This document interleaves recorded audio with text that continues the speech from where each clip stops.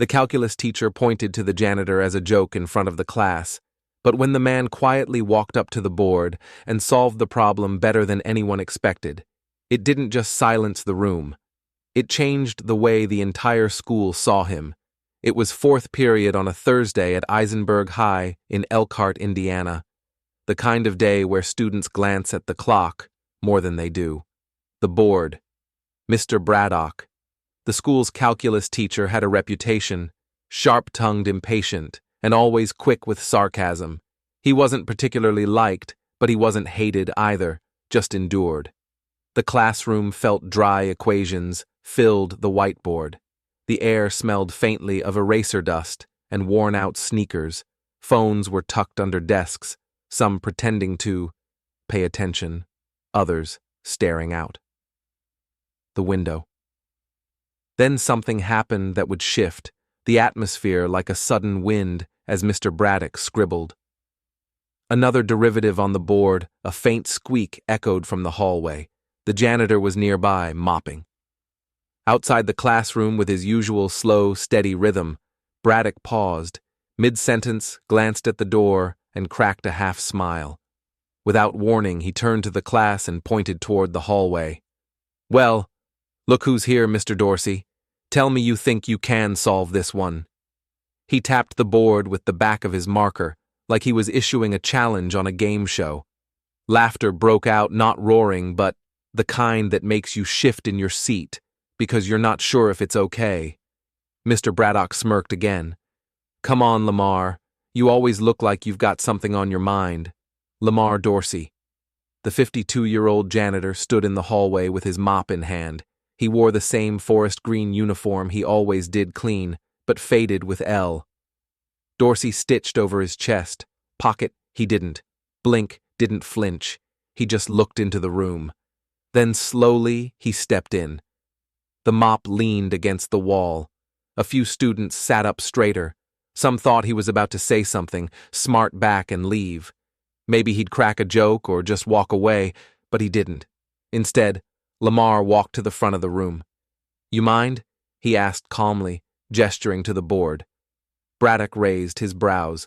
"Be my guest." A few phones slid quietly out from backpacks. One girl whispered, "Is he serious?" But nobody stopped Lamar. He picked up the marker, looked at the equation and paused, not out of hesitation. More like he was thinking deeply, like someone reading a familiar map. He squinted just slightly, then began to write, no showmanship, no flair, just deliberate strokes, one line after another. The room fell into an eerie stillness. The only sounds were the marker on the whiteboard and a chair creaking as someone leaned forward. Mr. Braddock crossed his arms, watching closely. His expression didn't change, but his jaw tightened. Lamar broke down, the steps out, loud, his voice low and patient. "See this. Here's a chain rule problem, but the trick is recognizing the inner function first. Once you isolate that, it becomes a lot cleaner." He moved like he'd done this before, not just the problem, but the teaching. His tone wasn't showy or smug. He explained things, simply, clearly, like he'd spent more time teaching than mopping. When he finished, he capped the marker and stepped back. The board was filled with precise, well-organized work. He turned to Braddock, then to the class. "That's one way to do it," he said. And for a moment, no one moved. A junior in the back whispered, "He got it right." Mr. Braddock didn't say a word. Not immediately. His mouth opened slightly, but nothing came out. The silence grew louder than any joke he could have made. Lamar nodded politely and walked back to the door, picked up his mop. No applause, no boast, just that quiet confidence, like he hadn't just turned the room upside down, but as Lamar reached for the chalk, nobody expected what would come next. Nobody moved for a full 10 seconds. It felt like the class had been yanked out of a dream and dropped into something real. The kind of moment that doesn't belong in a high school classroom. Lamar Dorsey. Mr. Dorsey, as they'd always called him in passing, was halfway out the door when someone said it out loud. Wait. He just did that in his head. It was Wes Hanley, a senior in the front row, who usually didn't talk unless grades were involved. He wasn't joking. His eyes were wide. He looked at the board again, like the answer might have changed while he blinked. Braddock finally spoke. His voice was flat, almost irritated. Well, he got the right answer, but his tone didn't carry the usual sarcasm. Something else had slipped in, something closer to confusion or worse, discomfort. Lamar glanced back. I spent a lot of time with numbers. A long time ago, he said, then gave a small shrug. They never left. A few students laughed. Not at him this time, but because the tension was cracking. Lamar didn't wait for a response. He left, mop in hand, shoes squeaking softly down the hallway, like nothing had happened, like he hadn't just solved a college-level problem in under 3 minutes, without so much as a calculator. That's when the phones came out. Someone had filmed the whole thing. Carly Benson Jr., 3rd row, and she was already editing the clip before the bell. Even rang in the hallway between periods. It was all anyone could talk about. Did you see Mr. Dorsey Braddock's face? Man looked like someone unplugged him. Where'd he learn that stuff? I thought he just cleaned floors by lunch. The video had made it onto TikTok, then Instagram. It wasn't polished, just a shaky angle of Lamar's hands moving across the board, while a voice in the background whispered, "Yo, he's solving it." The caption read, "Our janitor just smoked." The calculus teacher. Some laughed, some stared, but the buzz kept growing in the teacher's lounge. Things weren't much quieter. "You're telling me he did a full derivative chain problem in his head?" asked Miss Lynn. The physics teacher, she was mid-bite into her sandwich but had stopped chewing. "He did," muttered Mr. Crane. The English teacher didn't use notes, didn't even pause. It was like muscle memory. Braddock was at the corner table pretending to grade papers. He didn't say anything, but Principal Everett did. He's been here 6 years. No one ever mentioned he had an academic background. People shook their heads. Nobody really knew much about Lamar. He came in early. Left late. Floors were always clean. Light bulbs never burned out. More than a day. The man worked in silence, but now he wasn't just the man behind the mop. Back in the hallway, a group of students waited. Outside the janitor's closet, not to complain about a spill or ask for a broom. They just wanted to talk to him. One kid, 12 years old, clutching his geometry book, asked, "Do you tutor Mr. Dorsey?" Lamar blinked. "I haven't in a long time, you should." The kid said that was cool. Lamar chuckled, but it didn't feel dismissive, just surprised. In 3rd period. The next day, Braddock's mood was different. He didn't crack jokes, he didn't call on anyone randomly. He taught with his eyes fixed on the board, his voice more restrained than usual. Nobody said it outright, but everyone noticed. After class, Wes walked up to him. "Mr. Braddock, that thing with Mr. Dorsey. Yesterday, he used the same method you showed us last week. The chain rule, right?" Braddock nodded once. "Correct. Only," he explained. It better Braddock didn't answer, but what truly shocked them wasn't the solution. It was what Lamar said afterward. Lamar Dorsey hadn't planned on making a scene. He never liked being the center of attention, not since he was young. So, when students started waiting by the maintenance closet just to talk, or when teachers gave him long looks in the hallways, he felt off balance. He kept his head down and went about his usual routine, refilling paper towels, fixing a leaky faucet in the boys' locker room, wiping down cafeteria tables. But he could feel the change, a shift in how people looked at him, like they were trying to fit him into a new picture they hadn't known existed. It wasn't just curiosity, it was confusion, respect, regret, maybe. And it made him uneasy. That afternoon, Principal Everett asked him to stop by the front office.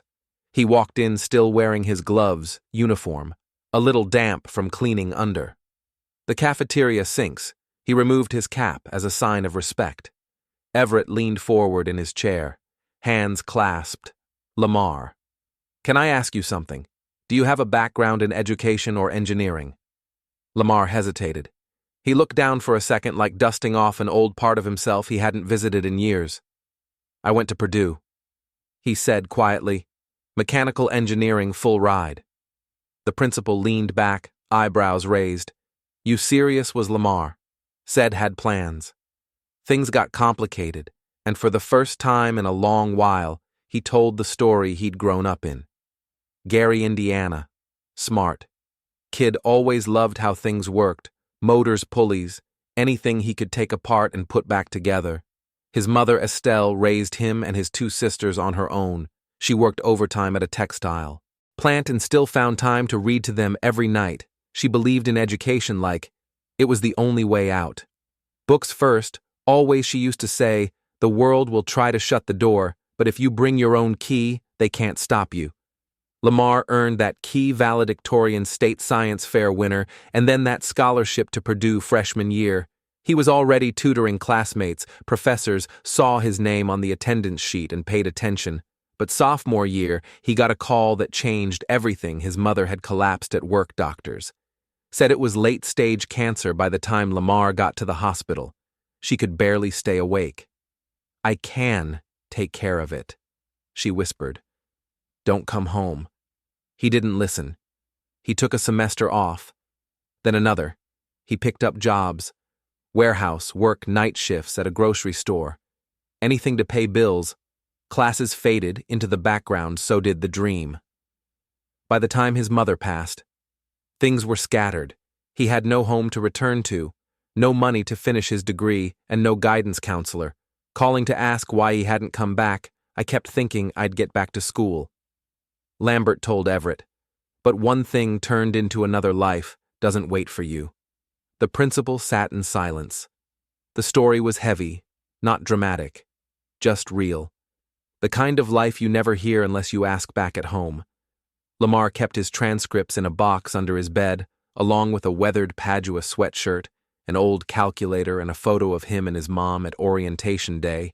He never touched it, but never threw it away. Now all of it was being dragged into the light again. That evening, he sat on the back steps of his small apartment complex. The sky was dim, the kind of quiet where the only sound was the hum of far-off traffic. He sipped tea from a metal thermos and stared ahead. He hadn't thought about calculus in years, not since that last tutoring gig he picked up before dropping out. And now here, it was again, like an old friend knocking on his door. But one decision would derail everything he had worked so hard for back in college. Lamar had made a promise to himself. Take a short break, get his family back on track, then finish strong. But life didn't bend to plans, especially not the kind built on hope alone. After his mother passed, Lamar returned to Gary, trying to piece things together. His sisters were still in high school, barely getting by, bills stacked up on the counter. The landlord wanted rent, and no one from Paducah called to ask where he'd gone. He took whatever jobs he could get. Stockroom loader, janitor at a strip mall overnight, security at a shipping yard, anything that paid enough to keep the lights on. School drifted further and further into the rear view. At first he'd called the university now and then ask about reapplying, transferring credits. They'd send forms, he'd fill them out, but he never mailed them. Something always got in the way. Then came the breaking point. It was late November. A man named Frank Booker, who owned a flooring company in South Bend, had offered Lamar steady work. You're sharp, he said. Don't waste your time pushing brooms. I'll train you myself. Lamar had hope again, a real shot. But the day before he was supposed to start, his youngest sister, Alana, was caught in a fight at school, a stupid argument that escalated. She'd broken someone's nose. They threatened to expel her. Lamar had to be there. No one else would show up for her. So he missed his first day at the flooring job Frank gave. The spot to someone else, and that was it, a door that could have opened, slammed shut. He stopped chasing dreams. After that, started chasing stability. Years blurred together. Town to town, job to job. He never had a record, never got into trouble, just survived quietly. By the time he arrived in Elkhart in his early 40s, he wasn't looking for a new beginning, just a steady paycheck. The school district offered benefits. Summers were quiet. He took the janitor position. Without blinking, he liked it in his own way. Predictable, clean work. Students left him alone. Teachers smiled politely. He didn't expect friendship or connection. He didn't need it. He kept his head down, cleaned up messes, and disappeared before the last bell rang, but numbers never left him sometimes when he passed a math class. He'd glance at the board, see a formula, and finish it in his head. It was like muscle memory, a part of him that stayed sharp. Even when everything else got buried under routine, he'd go home, make himself a quiet dinner, grilled fish, brown rice, maybe some carrots, and flip through an old engineering book he kept tucked behind the cereal boxes just to see if he still had it. He always did. He just never had a reason to show it, until Mr. Braddock called him out that day. And now things were shifting, not just at school, but inside him. He thought about the kids, who waited outside his supply closet with questions, thought about Wes Hanley stopping by that morning with a folded piece of paper and saying, "Mr. Dorsey, I tried to solve that same problem.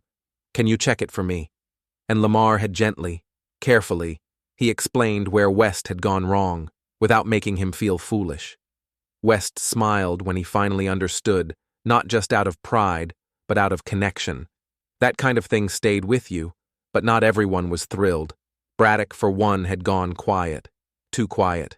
Students noticed. Teachers noticed something about being shown up in front of your class by a man you never thought twice about. It rattled him. He didn't lash out, but his tone got shorter, his patience thinner, and when someone mentioned Lamar in the lounge, he changed. The subject he wasn't used to being outshined, especially not by someone who'd been invisible to him until now, but life had one more twist. Waiting, and this one brought him right back to math. The video didn't just make its way around Eisenberg High, it made its way out. It started small, a local student page reposted it with the caption, "When your janitor turns out to be smarter than your teacher." Then it landed on a regional education forum by the weekend. It had crossed state lines. People online couldn't believe it. They weren't mocking Lamar. They were in awe. "Man broke it down cleaner than my college professor." Someone get this. Man, a classroom and a chalkboard. Not a mop proof. You never know someone's story by Monday morning. Lamar had no idea any of this was happening. He didn't follow social media. He still had a flip phone when he arrived at work. The first thing he did was fix a jammed paper towel dispenser in the girls' bathroom, just like he always did on Mondays. But something felt different. Teachers paused their conversations when he walked past. Students nodded, not out of obligation, but with a strange kind of respect.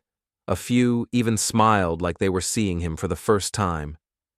"Hey, Mr. Dorsey," one girl called as he passed the library.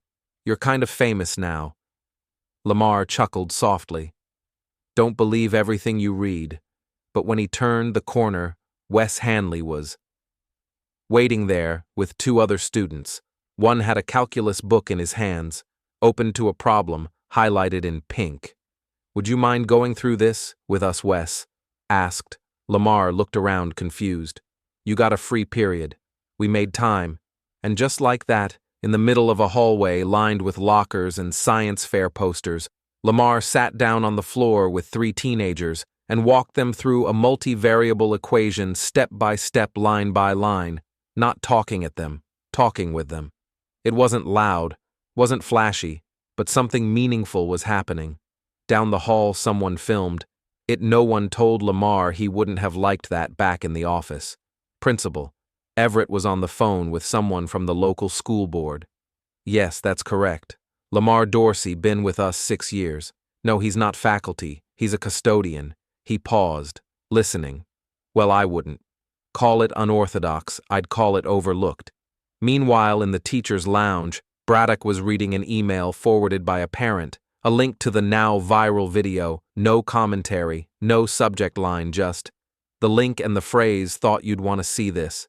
He closed the laptop without watching it. That afternoon, Everett called Lamar back in, offered him a seat. Lamar stayed standing. "I've got a request from the board," the principal said. "They want to know if you'd be interested in running an after-school tutoring program. Small group, voluntary, just a trial run."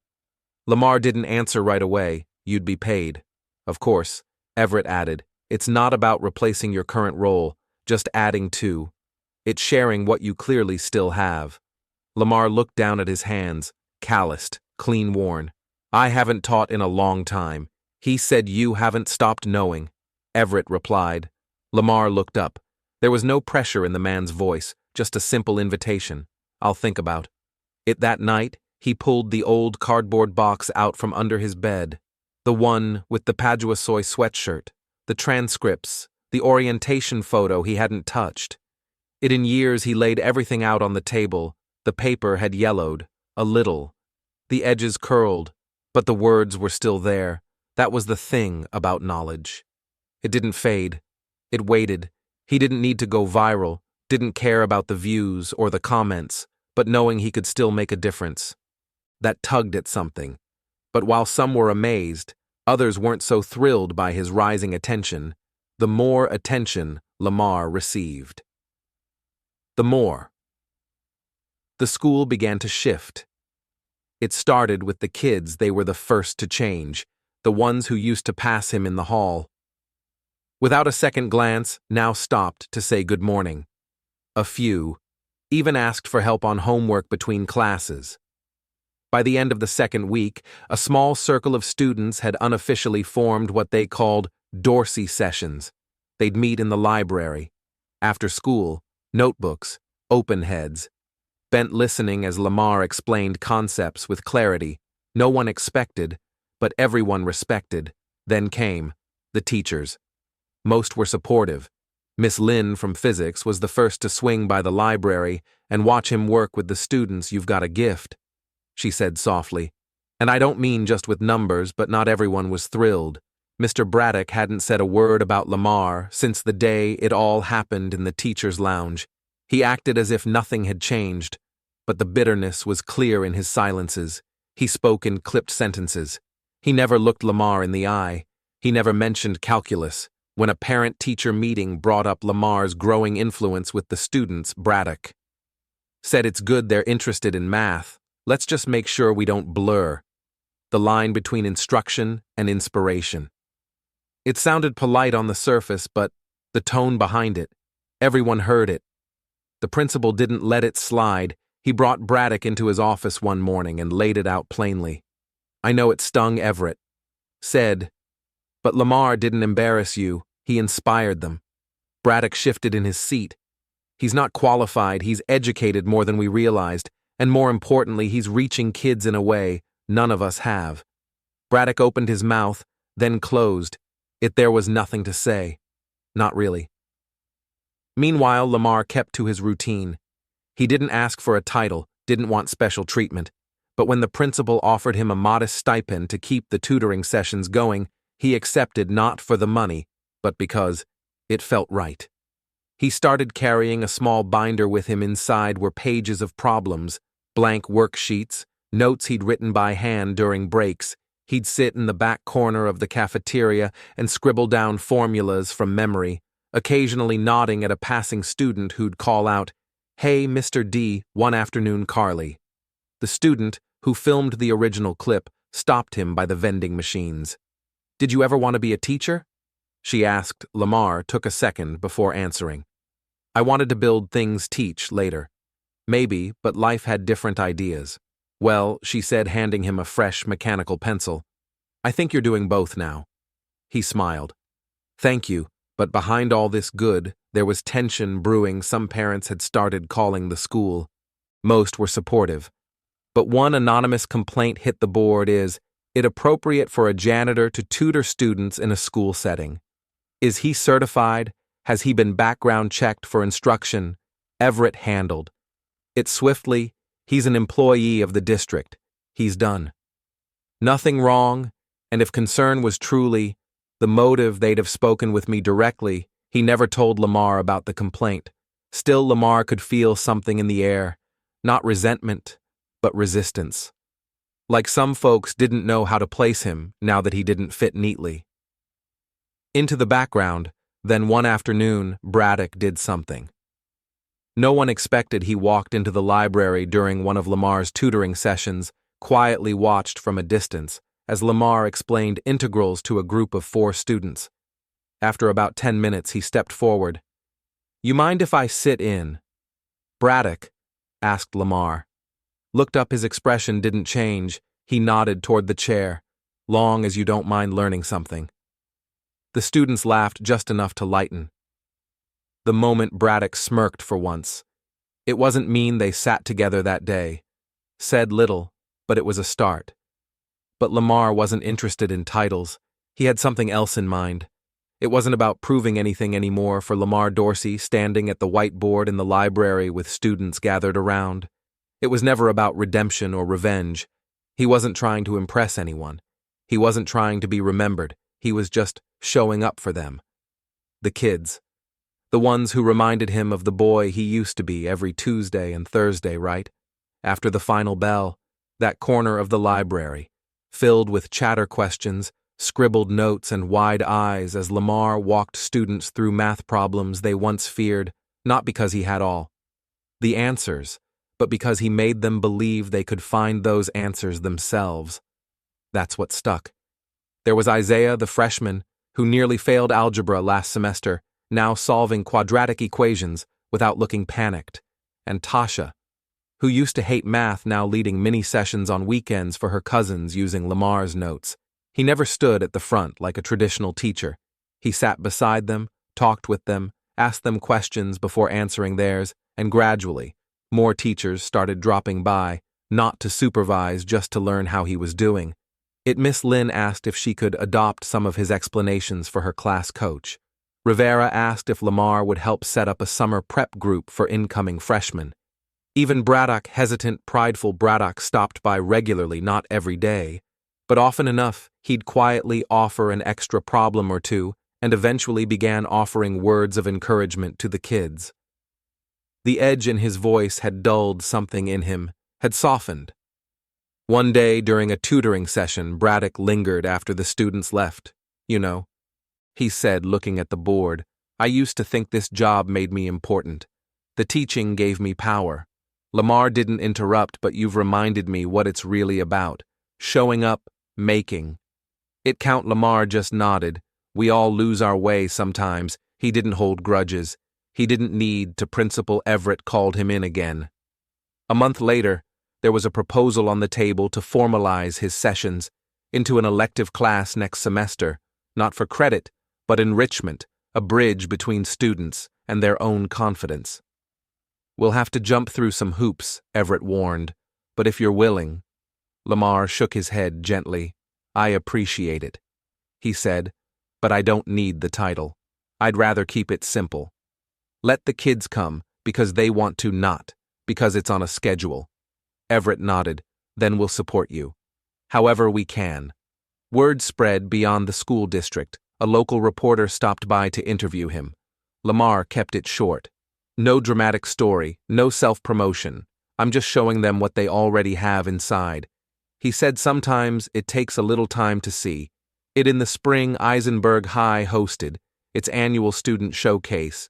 There were science projects, art displays, choir performances, and in one corner of the gym, a booth titled Dorsey's Table displayed student-written reflections on math life and confidence. Dozens of students had written about how Lamar helped them see more in themselves, not because he gave them answers, but because he listened and believed. By the end of the night, people weren't asking, is he the janitor anymore? They were saying, that's Mr. Dorsey. He didn't wear a suit. He didn't give a speech. He stood by the table, smiled, and thanked the students, who came by later that evening back at his apartment. He pulled out the old Poohdoo sweatshirt from the box under his bed. He didn't put it on. He folded it neatly, placed it in a new storage bin, and added a folder filled with student thank you notes beside it. Legacy, he realized, isn't about titles. It's about what you leave behind in others. He didn't need to finish school to teach. He didn't need a degree to lead. He just needed to show up every day and care. And that's exactly what he planned to keep doing. Thanks for listening to Lamar's story. If it moved you, if it reminded you of someone you've overlooked, or someone who believed in you, subscribe and share it with someone who needs it. Because sometimes the biggest minds are hiding in the quietest places.